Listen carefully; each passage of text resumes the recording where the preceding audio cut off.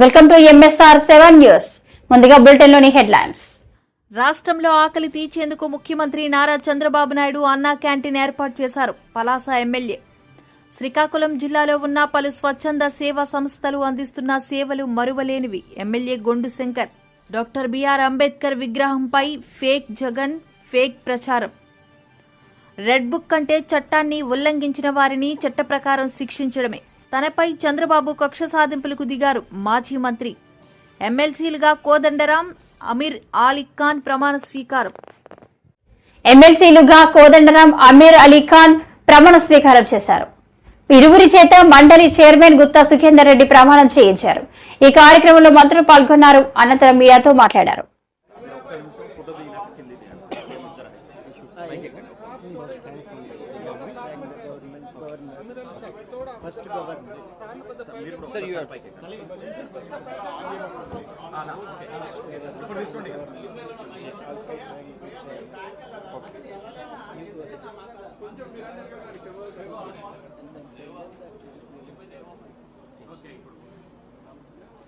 I will start with thanking the government, then the chairman of Legislative Council and the governor of the state, Telangana state, for giving us an opportunity to become the member of Legislative Council. And मैं ये कोशिश करूँगा कि जो भरोसा, जो उम्मीद है लोगों की, और जो आवाम तेलंगाना के पब्लिक की, आवाम की जो ज़रूरत है उसको पूरा करने की पूरी कोशिश करूँगा. और अब इतने साल से जो काम हो रहा था सोशल सर्विस का, अब एक क़ानूनी तौर पे हम काम करने के अहल बने हैं. तो मैं समझता हूँ कि प्रोफेसर कोदंडराम रेड्डी साहब हैं और हम दोनों मिलके तेलंगाना के लोगों की जो आशा है, जो भावना है, उसको पूरा करने की कोशिश करेंगे. మాట్లాడుతున్నారు, లైవ్ లో చూద్దాం. అందరూ కూడా సహకరించారు. వారందరి ఆకాంక్షల మేరకు పనిచేయటమే ఇవాళ మా బాధ్యత అవుతుంది. రాష్ట్రంలో ఆకలి తీర్చేందుకు ముఖ్యమంత్రి నారా చంద్రబాబు నాయుడు అన్నా క్యాంటీన్ ఏర్పాటు చేశారని పలాస ఎమ్మెల్యే గౌతు శిరీష అన్నారు.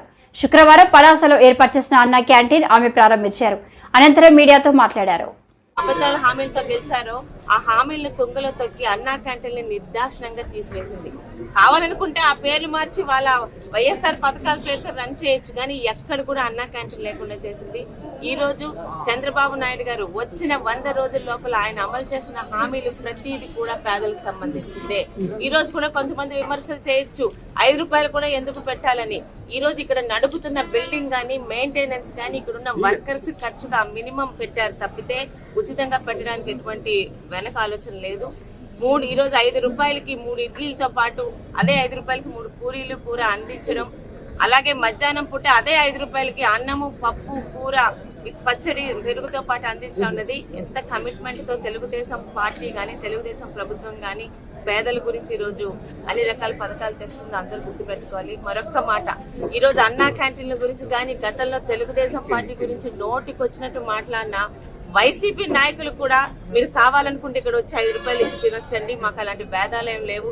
ఏ నోటితో టీడీపీని తిట్టారో ఆ నోటితో ఈ రోజు టీడీపీ పెడుతున్న అన్నా క్యాంటీన్లకు మీరు కూడా వచ్చి భోజనం చేయొచ్చని మేము ఆహ్వానం పలుకుతూ ఒక మంచి కార్యక్రమాన్ని ఈ రోజు మా అందరి ద్వారా చేయించి నిజంగా తెలుగుదేశం పార్టీలో కార్యకర్తలుగా, నాయకులుగా ఉన్నందుకు మేము గర్వపడేలా అన్నా క్యాంటీన్లు తీసుకొచ్చి చంద్రబాబు నాయుడు గారికి పేదలందరి తరపున వాళ్ళందరి తాలూకు ఆశీర్వాదాలు ఉండాలని కోరుకుంటున్నాను. శ్రీకాకుళం జిల్లాలో ఉన్న పలు స్వచ్ఛంద సేవా సంస్థలు అందిస్తున్న సేవలు మరవలేనివని ఎమ్మెల్యే గోండు శంకర్ అన్నారు. శుక్రవారం అంపోలు గ్రామానికి చెందిన హేమంత్ కుమార్ లివర్ సమస్యతో బాధపడుతుండగా స్థానిక సేవా సంస్థ సభ్యులు వారిని ఆదుకున్నారు.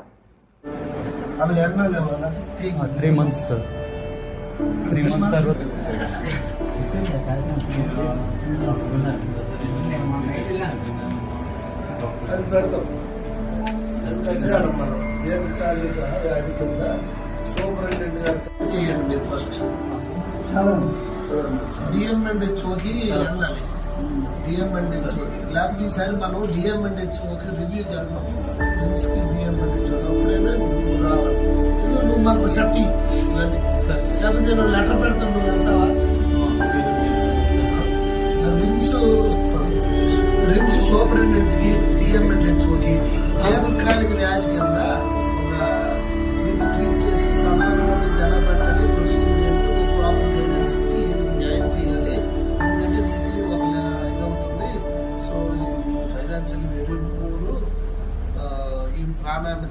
ఇవ్వాల్సిన బాధ్యత మనకు ఉంది కాబట్టి మీరు ఇంకా పెన్షన్ స్కీమ్లు ఎలా అయినట్టు మీరు చేయండి అని ఒక లెటర్ పెట్టారు.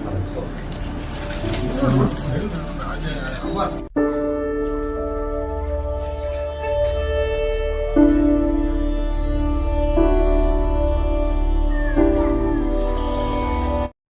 రాష్ట్రంలో అన్న క్యాంటీన్లు నిన్న పునః ప్రారంభమయ్యాయి. ఈ సందర్భంగా మంత్రి నారా లోకేష్ శుక్రవారం మీడియాతో మాట్లాడుతూ కూటమి ప్రభుత్వం అధికారంలోకి వచ్చిన 100 రోజుల్లోనే అన్న క్యాంటీన్లు ప్రారంభించామని తెలిపారు. 2019 సెప్టెంబర్ వైసీపీ కూడా అన్న క్యాంటీన్లు ప్రారంభిస్తామని చెప్పారన్నారు. దాంట్లో భాగంగా 203 అన్న క్యాంటీన్లు ఆనాడు ప్రారంభించాం. బాబు సూపర్ 6 హామీల్లో కూడా అన్న క్యాంటీన్ గురించి మాట్లాడటం జరిగింది. దాంట్లో భాగంగా 2వ హామీ కూడా ఈ రోజు తెలుగుదేశం, జనసేన, భారతీయ జనతా పార్టీ అధికారంలోకి వచ్చిన 100 రోజులు పూర్తి కాకుండా ముందల్లే పూర్తి చేస్తాం జరిగింది. ఆగస్టు 16న 100 అన్న క్యాంటీన్లు ప్రారంభించాం. మిగతా అన్న క్యాంటీన్లు కూడా యుద్ధ ప్రాతిపదికంగా మేము ప్రారంభిస్తాం. గతంలో మనం చూసాం, జగన్మోహన్ రెడ్డి గారు ముఖ్యమంత్రి అయిన తర్వాత ఒకే ఒక సంతకంతో అన్న క్యాంటీన్ కి ఫుల్ స్టాప్ పెట్టారు.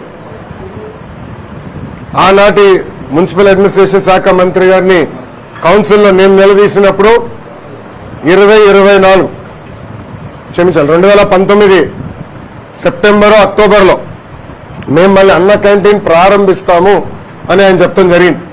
ఫ్లోర్ ఆఫ్ ద హౌస్ లో చెప్తాం జరిగింది. కానీ దానికి కూసేలేదు. ఎప్పుడన్నా అడిగితే ఖర్చు ఎక్కువ అవుతుందంటారు. ఈ సభాముఖంగా ప్రజలందరూ విషయం ఆలోచించుకోవాలి. జగన్మోహన్ రెడ్డి గారు ఆయన ఫోటో మన ఇంటి పట్టాలు, భూ పట్టాల పైన, అదే విధంగా సర్వే రాయల పైన వేసుకునేదానికి సుమారుగా 700 కోట్ల రూపాయలు ఖర్చు పెట్టారు.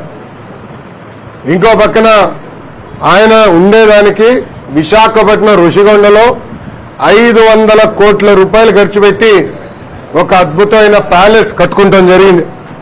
ఇంతేకాదు, ఆయన సొంత పేపర్, అందుకే సాక్షి వచ్చారా లేదా అని అడిగిన, సొంత పేపర్ సాక్షికి ఎవరికి రాని యాడ్స్ 50% INPR బడ్జెట్ ద్వారా సుమారుగా 400 కోట్ల రూపాయలు 5 సంవత్సరాల్లో ఆయన సొంత పేపర్ కి ఇచ్చుకుంటాం జరిగింది. సంవత్సరానికి ఈ 203 అన్న క్యాంటీన్లు నడిపించాలంటే సుమారుగా 200 కోట్ల రూపాయలు ఖర్చు అవుతుంది. అంటే జగన్మోహన్ రెడ్డి కట్టుకున్న ప్యాలెస్ బదులు నిరుపేద కుటుంబాలకి అన్నం 3 పూటలు పెట్టుంటే, భోజనం 3 పూటలు పెట్టుంటే 2.5 సంవత్సరాలు ఆ డబ్బులతో పెట్టుండొచ్చు. లేదంటే సాక్షికి ఇచ్చిన డబ్బుల ద్వారా 2 సంవత్సరాలు పెట్టుండొచ్చు. లేదంటే ఆయన రాళ్ళు వేసుకున్నాడే, ఇది సర్వే రాళ్ళు, లేదంటే ఆయన మొహం పెట్టుకున్నాడే ఏదో మన ఇది పాస్బుక్ మీద, దాని ఖర్చు పెట్టి బదులు అన్న క్యాంటీన్ కానీ డబ్బులు పెట్టి ఉంటే 3 సంవత్సరాలు నడిపించుండొచ్చు, 3.5 సంవత్సరాలు నడిపించుండొచ్చు. ఈ సభాముఖంగా ప్రజలందరూ ఆలోచించమంటున్నా. విశ్వవిఖ్యాత నరసార్వభౌమ స్వర్గీయ నందమూరి తారక రామారావు గారు పదే చెప్పేవారు, పేద ప్రజలే మా దేవుళ్ళని. నాడు నేడు ఎప్పుడు తెలుగుదేశం, జనసేన, భారతీయ జనతా పార్టీ నిరుపేద కుటుంబాల గురించి ఆలోచిస్తుంది. దాంట్లో భాగంగా మూసేసిన అన్న క్యాంటీన్ తిరిగి మేము ప్రారంభించాం. ఈరోజు ఎక్కడ బాధ వేస్తుందంటే, వైకాపా పార్టీకి చెందిన ఒక ఎమ్మెల్యే పేదవాళ్ళని ఎగతాళి చేస్తూ బిచ్చగాలని ప్రశ్నించారు. చాలా బాధ వేస్తుంది. మీరు చేతగానోళ్ళు, మీరు నిరుపేద కుటుంబాలకి 3 పూట భోజనాలు పెట్టలేని అసమర్థులు. మీరు నిరుపేద కుటుంబాలు అవమానించే హక్కు ఎవరిచ్చారని అడుగుతున్నారు. వాళ్ళ ఎమ్మెల్యే మాట్లాడతారు, కానీ ఈ ఫేకు జగన్ ఎక్కడ మాట్లాడు, ఒక్క మాట మాట్లాడు, ఖండించడు. ఈరోజు ప్రజలందరినీ ఆలోచించమంటున్నారు. ఏ పార్టీ, ఏ ప్రభుత్వం నిరుపేద కుటుంబాల గురించి ఆలోచిస్తుంది? ఏ ప్రభుత్వం పెత్తందారుల గురించి ఆలోచిస్తుంది? ఈరోజు మంగళగిరి ప్రజలు నన్ను పెద్ద మెజారిటీతో ఆశీర్వదించారు, దీవించారు. నా పైన బాధ్యత చాలా పెరిగింది. ఎవరు ఊహించిన విధంగా 91,000 మెజారిటీతో నన్ను గెలిపించారు, ఆశీర్వదించారు. నేను ప్రచారంలో మంగళగిరి ప్రజలకు అనేక హామీలు ఇచ్చాను. ఒక పద్ధతి ప్రకారం ఆ హామీలన్నీ నేను తీరుస్తూ వస్తాను. నా లక్ష్యం ఒక్కటే, మాకు 5 సంవత్సరాలున్న ఇచ్చిన హామీలు తీర్చడానికి మొదటి 3 సంవత్సరాల్లోనే ఇచ్చిన హామీలన్నీ నిలబెట్టుకోవాల లక్ష్యంతో మంగళగిరిలో నేను పనిచేస్తున్నాను. తప్పనిసరిగా చేస్తాను.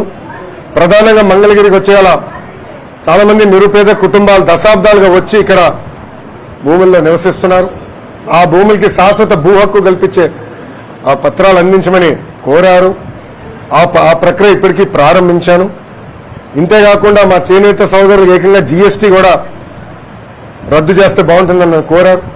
అది మా ఆర్థిక శాఖ మంత్రి తనపై చంద్రబాబు కక్ష సాధింపులకు దిగారని, తన కుమారుడిపై అక్రమ కేసులు పెట్టి అరెస్టు చేశారని మాజీ మంత్రి జోగి రమేష్ మండిపడ్డారు. శుక్రవారం ఆయన మంగళగిరిని విచారణకు హాజరయ్యారు. న్యాయవాదులతో కలిసి పోలీస్ స్టేషన్ కు వచ్చిన జోగి రమేష్ మీడియాతో మాట్లాడారు. వీళ్ళేమో రెడ్ బుక్ ఎప్పుడు తీయాలా, జోగి రమేష్ ని ఎప్పుడు ఇబ్బంది పెట్టాలా, జోగి రమేష్ కాకపోతే జోగి రమేష్ కుటుంబ సభ్యుల్ని, నా కొడుకుని ఈ పాటికే అక్రమ కేసులు అభం శుభం తెలియని అసలు ఆ కేసులు ఏంటి, ఎగిరిగోళ్ళు ఏంటి, ఎగిరిగోళ్ళు అటాచ్మెంట్ లో ఉన్న స్థలాలు రిజిస్ట్రేషన్ అవుతాయా? అసలు బుర్రండోడికి ఎవరైనా అర్థం అవుతుంది కదా, రాష్ట్రంలో ప్రజలందరూ కూడా తెలుసు కదా. ఎగిరిగోళ్ళు అటాచ్మెంట్ లో ఉన్న సర్వే నంబర్లు రిజిస్ట్రేషన్ అవుతాయా? దీని గురించి కూడా మధ్యాహ్నం పూర్తి వివరాలతో మీకు డేటా అంతా ఇస్తాం. ఎప్పుడు కొన్నాం, ఎట్లా కొన్నాం, ఏ విధంగా నోటిఫికేషన్ ఇచ్చాం, ఏ విధంగా ప్రతిదీ కూడా చెప్తాం. కానీ ఈరోజు చంద్రబాబు నాయుడు గారి ఇంటి మీదకి వెళ్ళిన సందర్భంగా దాని గురించి ఎంక్వైరీకి రమ్మని చెప్పారు. దాని గురించి సహకరించడానికి వచ్చాను. తప్పనిసరిగా ఏ క్వశ్చన్లు అడిగినా, ఏది అడిగినా ప్రభుత్వానికి అంటే పోలీస్ అధికారులకు పూర్తి సహకారం అందిస్తాం.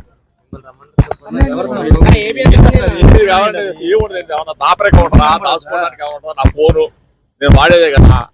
రాజకీయ జోగి రమేష్ రాజకీయ నాయకుడు, ఆ రోజు ఎమ్మెల్యేగా ఉన్నాడు. ఎవరైనా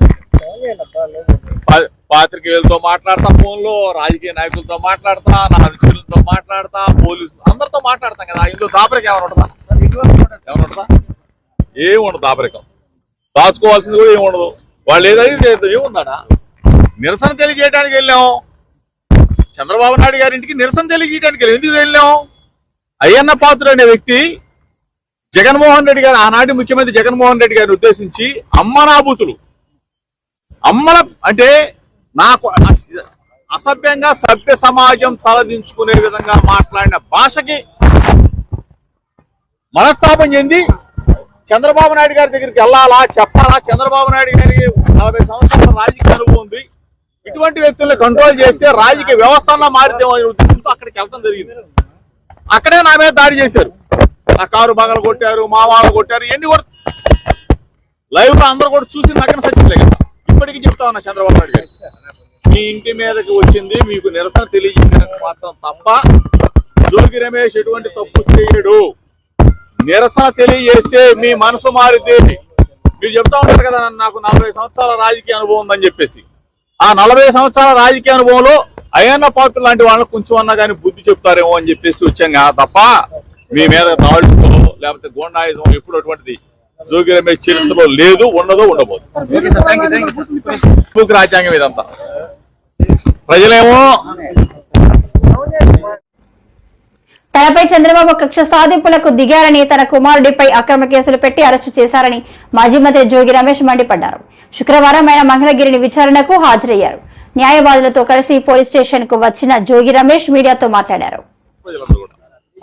వీళ్ళేమో రెడ్ బుక్ ఎప్పుడు తీయాలా, జోగి రమేష్ ని ఎప్పుడు ఇబ్బంది పెట్టాలా, జోగి రమేష్ కాకపోతే జోగి రమేష్ కుటుంబ సభ్యుల్ని, నా కొడుకుని ఈ పాటికే అక్రమ కేసులు అభం శుభం తెలియని అసలు ఆ కేసులు ఏంటి, ఎగిరిగోళ్ళు ఏంటి, ఎగిరిగోళ్ళు అటాచ్మెంట్ లో ఉన్న స్థలాలు రిజిస్ట్రేషన్ అవుతాయా?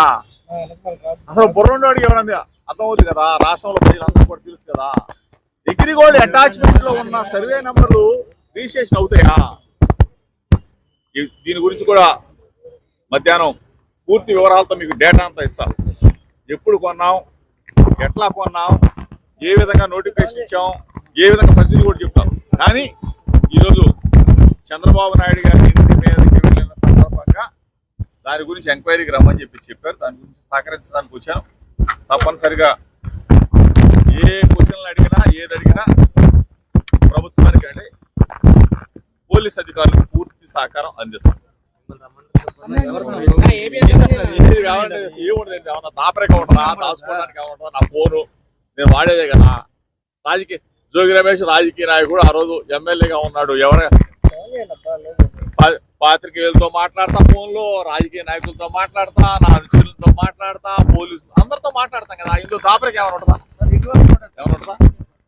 ఏముండదు. దాపరికం దాచుకోవాల్సింది కూడా ఏముండదు. వాళ్ళు ఏదైతే ఏముందా? నిరసన తెలియజేయడానికి వెళ్ళాం. చంద్రబాబు నాయుడు గారింటికి నిరసన తెలియజేయడానికి ఎందుకు వెళ్ళాం? అయ్యన్న పాత్రుడు అనే వ్యక్తి జగన్మోహన్ రెడ్డి గారు, ఆనాటి ముఖ్యమంత్రి జగన్మోహన్ రెడ్డి గారిని ఉద్దేశించి అమ్మనాబూతులు, అమ్మల అంటే నాకు అసభ్యంగా సభ్య సమాజం తలదించుకునే విధంగా మాట్లాడిన భాషకి మనస్తాపం చెంది చంద్రబాబు నాయుడు గారి దగ్గరికి వెళ్ళాలా, చెప్పాలా? చంద్రబాబు నాయుడు గారికి 40 సంవత్సరాల రాజకీయ అనుభవం ఉంది. ఇటువంటి వ్యక్తుల్ని కంట్రోల్ చేస్తే రాజకీయ వ్యవస్థ మారిద్దాం అనే ఉద్దేశంతో అక్కడికి వెళ్ళడం జరిగింది. అక్కడే నా మీద దాడి చేశారు. నా కారు బగలు కొట్టారు, మా వాళ్ళు కొట్టారు. ఎన్ని కూడా లైవ్ లో అందరూ కూడా చూసి నగ్గన సచ్చిలే కదా. ఇప్పటికీ చెప్తా ఉన్నా చంద్రబాబు నాయుడు గారు, మీ ఇంటి మీదకి వచ్చింది మీకు నిరసన తెలియజేయడానికి మాత్రం తప్ప జోగి రమేష్ ఎటువంటి తప్పు చేయడు. నిరసన తెలియజేస్తే మీ మనసు మారితే మీరు చెప్తా ఉంటారు కదా, నాకు 40 సంవత్సరాల రాజకీయ అనుభవం ఉందని చెప్పేసి.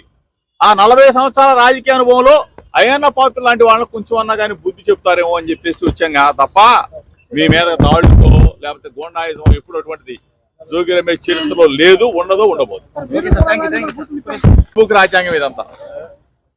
ప్రజలేమో డాక్టర్ బిఆర్ అంబేద్కర్ విగ్రహంపై ఫేక్ జగన్ ఫేక్ ప్రచారం అని మాజీ మంత్రి నక్క ఆనంద్ బాబు అన్నారు. అనంతరం ఆయన టీడీపీ కార్యాలయంలో మీడియాతో మాట్లాడారు. ఆయన విగ్రహాన్ని వీళ్ళు రాజకీయానికి వాడుకుంటా ఉన్నారు.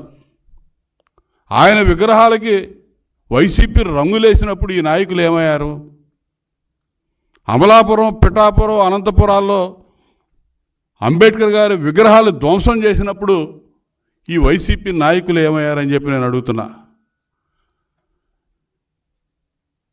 ఈరోజు వైసీపీ నేతలే అంబేద్కర్ గారికి ఏదో వారసులైనట్టు మాట్లాడుతున్నారు సిగ్గు లేకుండా. అసలు వీడెవడన్నా కడుపుకు అన్నం తింటున్నారా అని చెప్పి నేను అడుగుతున్నా. దళితులకు సంబంధించినటువంటి 27 పథకాలు అడ్డగోలుగా రద్దు చేసినప్పుడు జగన్మోహన్ రెడ్డి ఏమయ్యారా? మీరు బుద్ధి ఉందా మీకు? నోరు తెరవకుండా కూర్చున్నారు మీరు. చంద్రబాబు నాయుడు గారు ప్రవేశపెట్టినటువంటి విదేశీ విద్యానిధి పథకానికి డాక్టర్ బిఆర్ అంబేద్కర్ విదేశీ విద్యానిధి పథకం అని పేరుంటే ఆ పేరు తీసేసి 4 ఏళ్ళు అసలు పథకం అమలు చేయకుండా చివరి సంవత్సరం పథకానికి జగన్మోహన్ రెడ్డి విద్యానిధి పథకం అని చెప్పి పేరు మార్చుకుంటే ఈ సిగ్గులేని నాయకుడు ఒక్కడు నోరు మెదపల. 45,000 కోట్ల రూపాయలు దళితులకు మాత్రమే చెందాల్సినటువంటి సప్లాన్ నిధులు అడ్డగోలుగా దారి మళ్లిస్తే ఒక్క నాయకుడు కూడా నోరు మెదపల. దళితులకు మాత్రమే ఆ రోజు అమలు చేస్తున్నటువంటి పథకాలు 27 పథకాలు చంద్రబాబు నాయుడు గారు అమలు చేసిన పథకాలు 27 పథకాలు రద్దు చేస్తే ఒక్క నాయకుడు నోరు మెదపల. సిగ్గు లేకుండా ఇంక ఈ రాష్ట్రంలో దాలలేదని ఢిల్లీ పోయి ఎస్సీ కమిషన్ కలుస్తారంట. ఇది విహారయాత్రలో పోయినట్టున్నారు వీళ్ళు. ఆంధ్రప్రదేశ్ రాష్ట్రంలో 5 సంవత్సరాలు అంబేద్కర్ గారి రాజ్యాంగం నిట్ట నిలువున తగలబడిపోయింది. ఇక్కడ ప్రతిరోజు తొంగలో దొక్కారు. పాతాళానికి ప్రతిరోజు పాదాలు పెట్టి తొక్కినటువంటి ప్రభుత్వం ఆ రోజు జగన్మోహన్ రెడ్డి ప్రభుత్వం. ఒక్కడ మాట్లాడలా నాయకుడు అనేవాడు ఎవడు కూడా. వీళ్ళు మాట్లాడతారా? అంబేద్కర్ గారు 125 అడుగుల ఎత్తైన విగ్రహం నిర్మిస్తే ఆ నిర్మాణం దగ్గర అంబేద్కర్ గారి పేరు ఎక్కడ ఉండాలండి? ఇది నిర్మాణానికి సంబంధించినటువంటి ఈ కింద ఏర్పాటు చేసేటటువంటి దిమ్మ ఇది. ఇక్కడ విగ్రహం ఇక్కడ ఉంటే మధ్యలో అంబేద్కర్ గారి పేరు ఉండాలి పెద్ద బోల్డ్ లెటర్స్లో. తీసుకొచ్చి ఒక చివర అంబేద్కర్ గారి పేరు పెట్టి ఈ మధ్యలో ఎక్కడో పెద్ద అంబేద్కర్ గారి కంటే పెద్ద అక్షరాలతో జగన్మోహన్ రెడ్డి పేరు పెడితే కుమిలిపోయినటువంటి వ్యక్తులు, బాధపడ్డటువంటి వ్యక్తులు, అంబేద్కర్ గారి అభిమానులు, అంబేద్కర్ గారు అంటే ప్రాణం ఇచ్చేటటువంటి వ్యక్తులు ఎవరో ఆ జగన్మోహన్ రెడ్డి పేరు తీసేశారు. దానికి తెలుగుదేశం పార్టీకి ప్రభుత్వానికి ఎటువంటి సంబంధం లేదు.